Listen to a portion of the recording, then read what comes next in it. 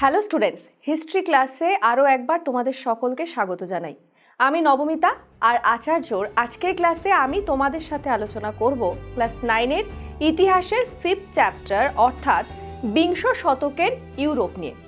আজকের ক্লাসটি এই চ্যাপ্টারের ওপর আমাদের প্রথম ক্লাস। আর আজকের ক্লাসে আমরা আলোচনা করব রুশ বিপ্লব। যেই বিপ্লবগুলি আমাদের সকলেরই জানা, নামগুলো আমাদের সকলের জানা, সেই বিপ্লবগুলির মধ্যে একটি হলো রুশ বিপ্লব। তো সেই রুশ বিপ্লব নিয়েই আজকে আমরা আমাদের ক্লাসে আলোচনা করব। আর এই রুশ বিপ্লবের প্রথম অংশে আমরা এই বিপ্লবের যে সামাজিক, অর্থনৈতিক এবং রাজনৈতিক কারণগুলো আছে সেই কারণগুলো নিয়ে প্রথমে আলোচনা করব। তাহলে চলো আমরা আর দেরি করব না, আমরা আজকের ক্লাসটি শুরু করি। আজকের ক্লাসের মূল টপিকে আমরা যাব, কিন্তু তার আগে আমরা আমাদের রাশিয়া এবং সেখানকার জারতন্ত্র সম্পর্কে জানব। রুশ বিপ্লব ছিল সেই গণ আন্দোলন যার মাধ্যমে রাশিয়ার জারতন্ত্রের উচ্ছেদ ঘটে। রুশ সাম্রাজ্যের কথা তোমরা সবাই জানো এবং রুশ সাম্রাজ্যে কিন্তু বিভিন্ন জাতিগোষ্ঠীর বসবাস ছিল, থাকলেও মূলত সেখানে বেশিরভাগ যে জনগণ ছিল তারা ছিল স্লাভ জাতিভুক্ত।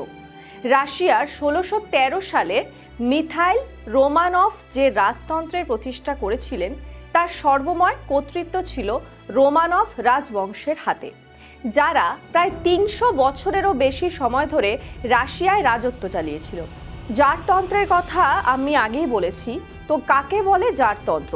রাশিয়ার রাজাদের চালানো যে শাসনতন্ত্র ছিল তাকেই বলা হতো জারতন্ত্র। যদিও 1547 সালে রোমানভ বংশের রাজা চতুর্থ আইভান সর্বপ্রথম জার উপাধি নিয়েছিলেন, তবে যেহেতু জার পিটার দ্য গ্রেটের শাসনকালে 1682 থেকে 1725-এর মধ্যে রাশিয়ার আধুনিকীকরণ চোখে পড়ে, তাই ওনাকেই আধুনিক রাশিয়ার জনক বলা হয়। তাহলে তোমরা এই আলোচনার মধ্যে দিয়ে জানলে যে আধুনিক রাশিয়ার জনক কাকে বলা হতো। রাশিয়ার জারেরা নিজেদেরকে জনগণের কাছে ভগবানের প্রতিনিধি হিসেবে ব্যাখ্যা করতেন এবং বলাই বাহুল্য যে জারেরা ছিলেন যাবতীয় ক্ষমতা এবং মর্যাদার উৎস। যেহেতু রাশিয়ায় কোনো লিখিত আইন ছিল না, তাই জারের আদেশ এবং ঘোষণাপত্রকেই আইন বলে গণ্য করা হতো। তারা নিজেদের ইচ্ছে মতো মনোনীত কিছু পরামর্শদাতা এবং সংস্থার সাহায্যে শাসন পরিচালনা করতেন এবং এক্ষেত্রে তারা কারো কাছে জবাবদিহি কিন্তু করতো না বা বাধ্যও থাকতো না।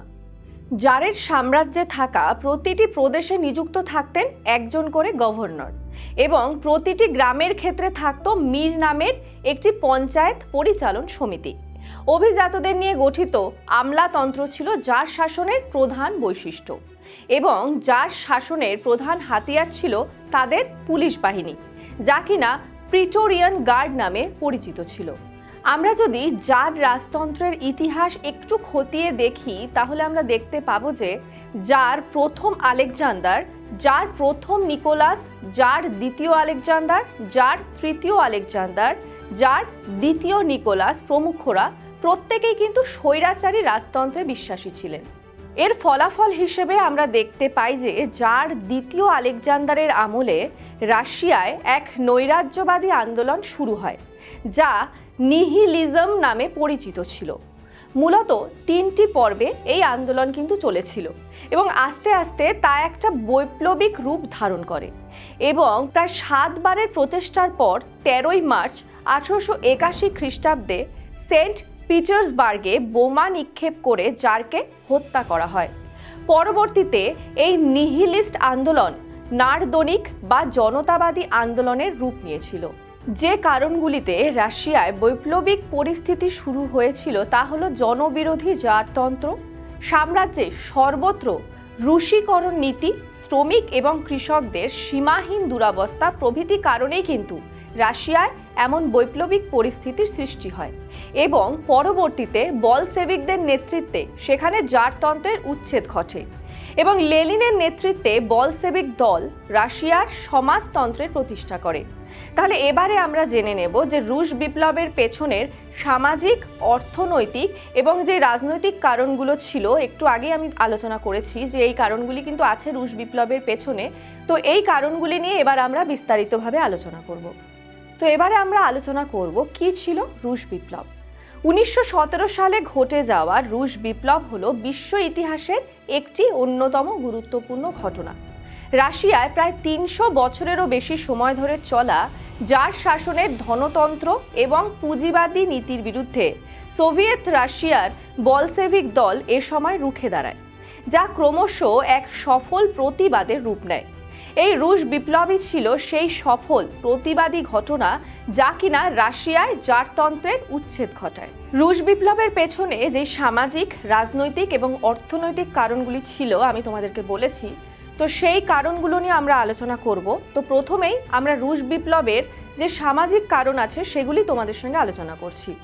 রাশিয়ার সমাজ ব্যবস্থা বিভক্ত ছিল মূলত 4টি ভাগে, যেমন অভিজাত, মধ্যবিত্ত, কৃষক এবং শ্রমিক।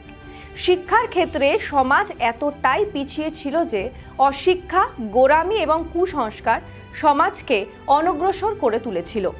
আর এই পরিস্থিতিতে বলশেভিকরা এই সমাজের পিছিয়ে পড়া মানুষদের অনগ্রসরতাকে তুলে ধরে তাদের বিপ্লবের পথে চালিত করেছিল। রোমানভ বংশের যে শাসনকাল ছিল, সেই শাসনকালে জার শাসিত রাশিয়ার জনগোষ্ঠীর 20% মানুষ ছিল পোল, ফিন, তুর্কি, জর্জিয়ান, আর্মেনিয়ান, ইউক্রেনিয়ান সহ আলাদা আলাদা জাতির মানুষ। তাহলে দেখতেই পাচ্ছ যে কত ধরনের বা কত জাতির মানুষ এ সময় কিন্তু সেখানে ছিল। এদের ওপর 1905 সালে জার সরকার তাদের নিজস্ব ভাষা, সংস্কৃতি এবং কৃষ্টি চাপিয়ে দেয় এবং অরুশ নাগরিকদের থেকে বলপূর্বক 3 গুণ করে কর আদায় শুরু করে।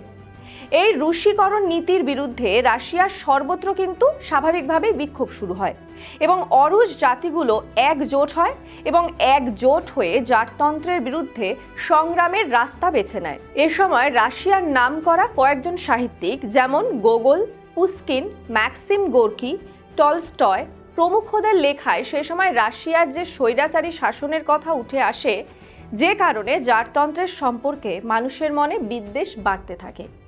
এর পাশাপাশি মিখাইল বাকুনিনের নৈরাজ্যবাদ এবং কার্ল মার্কসের সমাজতন্ত্রবাদ মানুষের চেতনাবোধকেও কিন্তু অনেকটাই জাগিয়ে তোলে। এবারে আমরা আলোচনা করব রুশ বিপ্লবের পেছনে যেই অর্থনৈতিক কারণ ছিল সেই অর্থনৈতিক কারণ নিয়ে। 1891 থেকে 1892 সালে রাশিয়ার এক মন্বন্তর দেখা দেয়, যা সেখানকার কৃষি উৎপাদনেও প্রভাব ফেলে এবং এর পাশাপাশি রাশিয়ার অর্থনৈতিক অবস্থাও দুর্বল হয়ে পড়ে। ওদিকে প্রথম বিশ্বযুদ্ধের ফলে রাশিয়ার কলকারখানাগুলো যুদ্ধাস্ত্র তৈরির ক্ষেত্রে ব্যবহার করা শুরু হয়, যা শিল্পজাত পণ্য উৎপাদনের ক্ষেত্রে এক বিরাট প্রভাব ফেলে এবং বিপ্লব পূর্ববর্তী সময়ে 1916 সাল নাগাদ কয়লার আমদানিও কিন্তু হ্রাস পায়, যার ফলে কলকারখানাগুলো বন্ধ হতে থাকে। রাশিয়াতে মোট জনগণের 80% ছিল সার্ফ বা ভূমিদাস। যদিও জার দ্বিতীয় আলেকজান্ডারের নেতৃত্বে সেখানে ভূমিদাস প্রথার উচ্ছেদ ঘটেছিল, তবুও সেভাবে দেখতে গেলে এই কৃষকদের খুব একটা উন্নতি কিন্তু সে সময় হয়নি। তাদের ওপর শোষণের পরিমাণ কিন্তু একই ছিল, শুধু পার্থক্য এটাই এসেছিল যে তারা আগে জমিদারদের দ্বারা শোষিত হতো, পরবর্তীতে যে ক্ষমতা চলে গিয়েছিল মির নামের গ্রামীণ সমিতির হাতে। জমিদারদের দখল করা কৃষকদের জমিগুলো মিরের হাতে ঘুরে কৃষকদের হাতে মালিকানা সত্ত্বসহ ফেরত এসেছিল ঠিকই, তবে দারিদ্র্যে জর্জরিত কৃষকেরা সেগুলোর বেশিরভাগই কুলাক বা ধনী কৃষকদের কাছে বিক্রি করে আবার তাদের মজুরে পরিণত হয়। আস্তে আস্তে সীমাহীন দারিদ্র্যের ফলে বা সীমাহীন দারিদ্রতার ফলে কৃষকেরা কাজের আশায় গ্রাম ছেড়ে শহরে আসা শুরু করে। পরবর্তীতে নাগরিকদের সেনাবাহিনীতে যোগদান সরকারের তরফ থেকে বাধ্যতামূলক করা হয়, ফলে 50% বেশি কৃষকেরা তাদের মূল পেশা থেকে সরে যায়। এ সময় সমাজে কৃষকদের অবস্থান প্রসঙ্গে বলতে গিয়ে আইজ্যাক ডয়েশ্চার বলেছিলেন, বলশেভিক বিপ্লবের আগে থেকেই রাশিয়ার কৃষকদের মধ্যে এক অগ্নিগর্ভ বৈপ্লবিক পরিস্থিতি তৈরি হয়। অপরদিকে যদি আমরা দেখি তাহলে দেখব যে 19 শতকের দ্বিতীয়ার্ধে শিল্প বিপ্লবের সুবাদে রাশিয়াতেও অনেক কলকারখানা এক এক করে গড়ে উঠতে শুরু করে, যেগুলোয় মালিকানা বেশিরভাগই ছিল রাশিয়ার অভিজাত শ্রেণীসহ জার্মান, ফরাসি এবং ব্রিটিশ পুঁজিপতিদের হাতে।